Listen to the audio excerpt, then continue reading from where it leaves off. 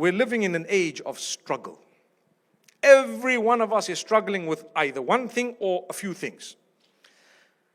Don't ever let your struggles distance you from Allah. If your struggle brought you closer to Allah, it's a blessing. If your struggle distanced you from Allah, it is actually perhaps a sign of the displeasure of Allah and could be a means of punishment.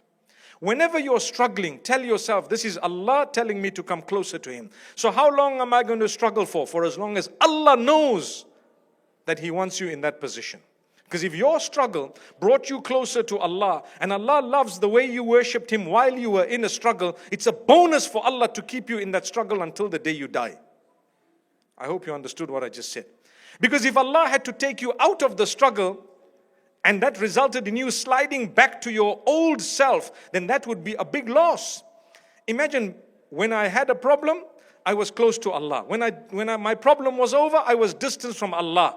Why would Allah ever take that problem away if He loves you? He gives you the problem and keeps it there with you for as long as He wills.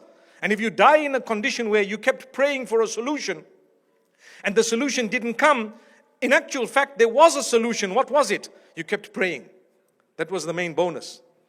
It wasn't about solving the problem. I needed something and I needed it badly and I kept praying and I kept asking Allah, and Allah knows He's not going to give it to you, but He loves the way you keep praying. So you actually succeeded and you achieved more than you wanted, because ultimately you died praying. You died with hope. You died with Allah, and you didn't die the other way. But had you gotten what you asked for, you might just have not been calling out to Allah with those warm tears anymore. You might not have continued praying the way you were with such sincerity. So Allah says, you know what, I love you the way you are right now. You're going to come back to me very, very soon. I want you to die praying in sujood, calling out to me, weeping, crying to me, close to me, and that's the best death you could ever have had. So I'm going to keep you this way here. And you're busy saying, oh Allah, you're punishing me. Allah says, no, I'm having mercy on you. Consider what I've just said, because many of us are struggling and the struggles are real. We will, inshallah, be helped by Allah. May Allah alleviate all our struggles the way we want them to be alleviated, whatever your struggles are. But if something is delaying, that shouldn't disconnect you from Allah.